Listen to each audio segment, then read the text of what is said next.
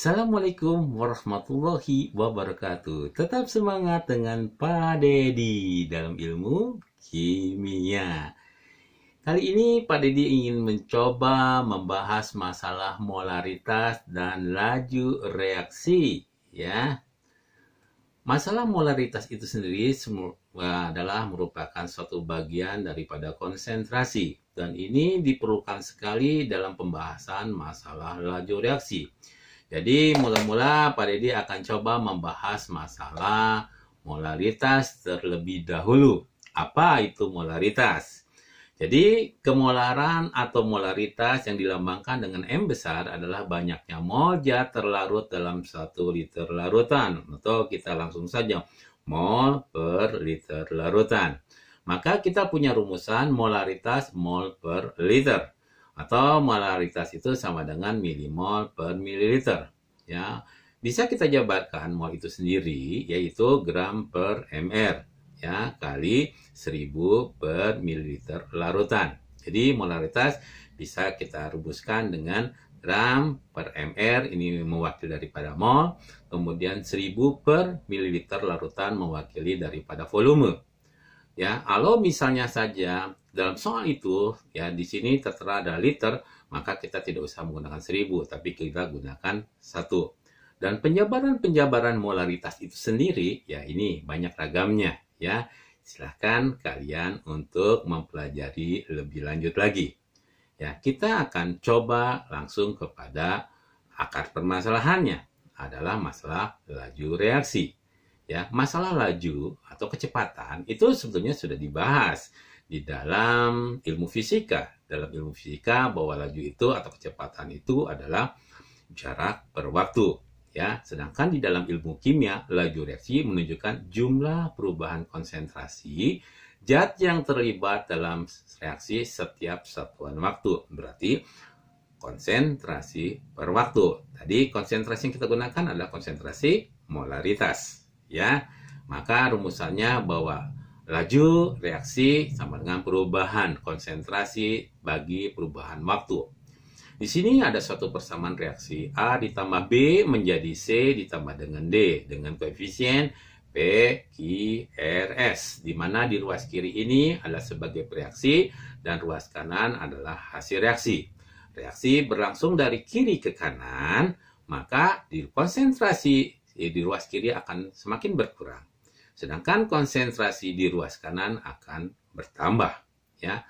Untuk lebih, ya, kita lebih memahami lebih mendalam lagi, kita coba dengan latihan soal, ya. Bagaimana latihan soalnya?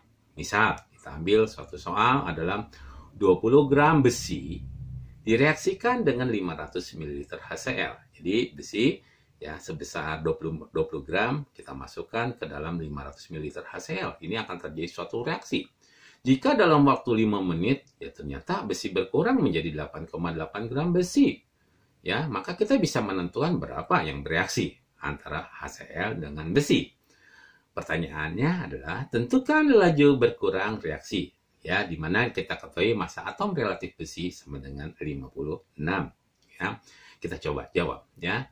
Berapa nih laju berkurangnya besi, ya? Jadi massa besi tadinya 20, kemudian dia menjadi 8,8. Ternyata besi itu yang bereaksi adalah 11,2 gram.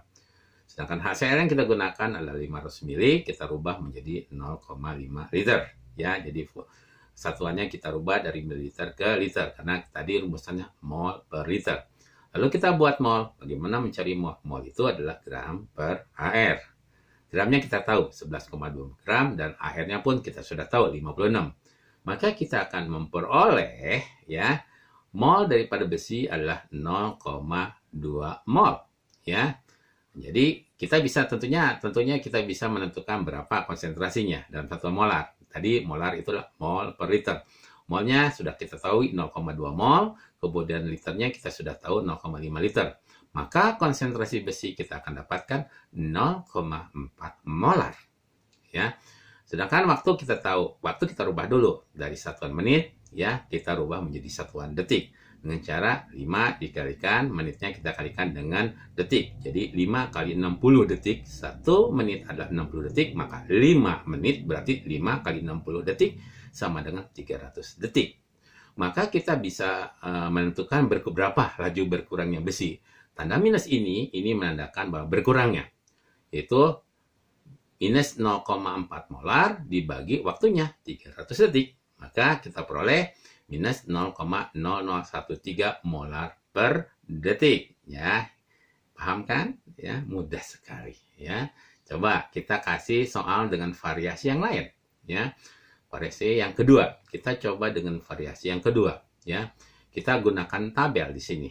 Ya, dalam percobaan laju reaksi A ditambah B menjadi C diperoleh data sebagai berikut. Ya, nah data apa? Ini data C. Maka tentu saja kita akan mengetahui berapa laju reaksinya C. Caranya bagaimana? Jadi konsentrasi C ya dari persamaan 2 ini kita kurangi saja 0,036 kita kurangi 0,012 maka kita akan peroleh 0,024 molar.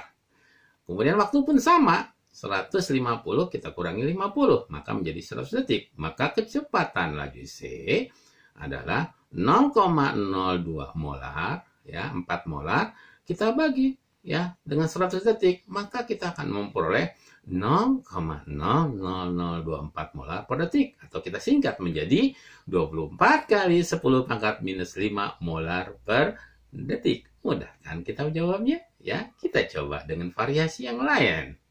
Ya, tentu variasi-variasi ini akan membantu Anda untuk memecahkan ya soal-soal yang Anda temukan. Itu baik nanti di UTBK dan lain sebagainya. Ya, kita lihat di sini.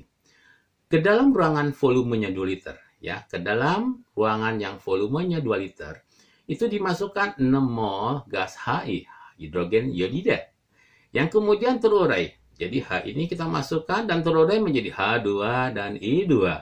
Setelah 5 detik, nah satunya sudah detik, 5 detik, dalam ruangan tersebut terdapat 1 mol H2. Jadi setelah 5 detik terdapat 1 mol H2.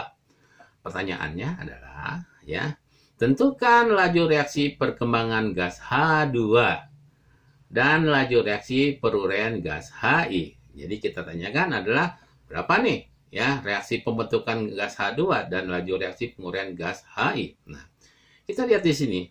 Pada mula-mula, dalam soal itu 6 mol. Ya. Karena ini pada saat mula-mula belum terjadi suatu reaksi apapun, maka H2 maupun I2 dalam keadaan kosong. 0, 0. Setelah 5 detik, itu terdapat 1 mol gas H2.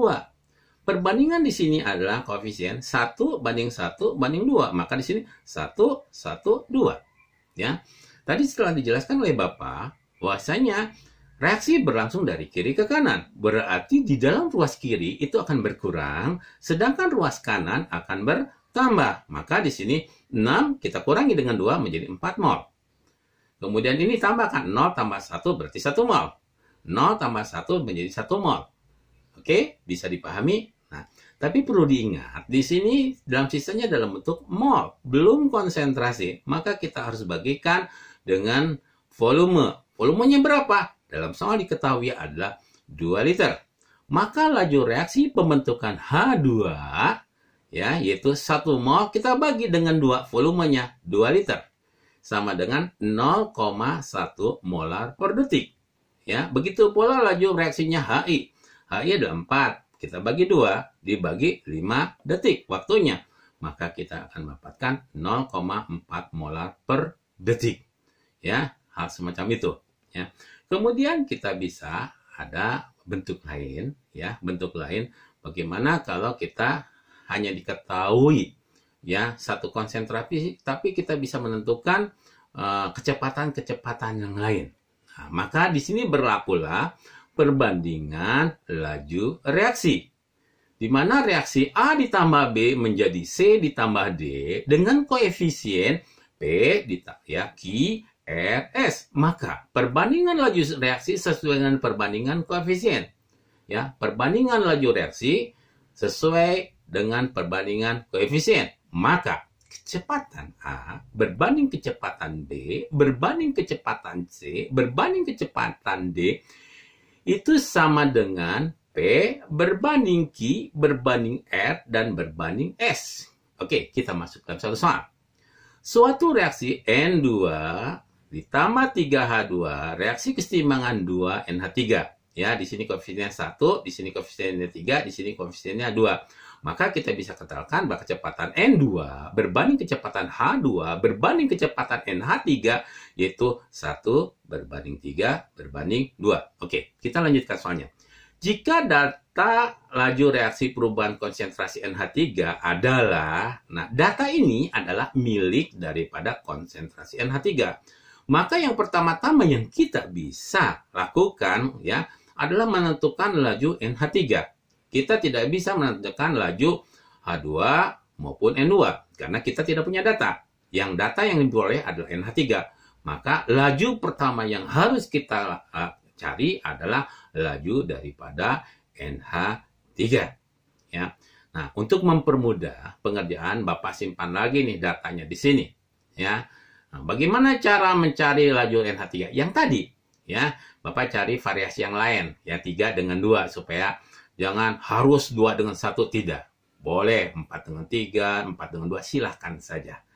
Ya, kita coba 3 dengan 2. Maka di sini laju NH3, konsentrasi NH3 adalah 0,045 dikurangi 0,030 adalah di sini. Jadi 0,015 molar. Begitu pula nanti 75 kita kurangi 50 menjadi 25 detik. Maka kecepatan NH3 adalah 0,015 molar dibagi 25 detik, kita peroleh 0,0006 molar per detik. Ya, untuk mudahnya kita singkat menjadi 6 kali 10 pangkat minus 4 molar per detik. Kadang-kadang bingung, Pak, ini bagaimana merubah? Kita hitung aja. 1, 2, 3, 4. Di belakang koma ada 4 angka. Maka di sini adalah minus 4 molar per detik. Nah, setelah kita mengetahui kecepatan dari NH3, kita mencari apa? Kecepatan N2. Maka kita bandingkan. Kecepatan N2 kita bandingkan dengan NH3 sama dengan perbandingan koefisien. N2 kan 1. Kemudian NH3 2, berarti 1 per 2. Kita pindahkan NH3 posisinya di sini. Maka VNA 2 sama dengan setengah dikali kecepatan dari NH3. 6 kali 10 pangkat minus 4 ya, molar per detik di sini. Ya, maka kita akan memperoleh setengah kali 6 kan 3. Ini tetap.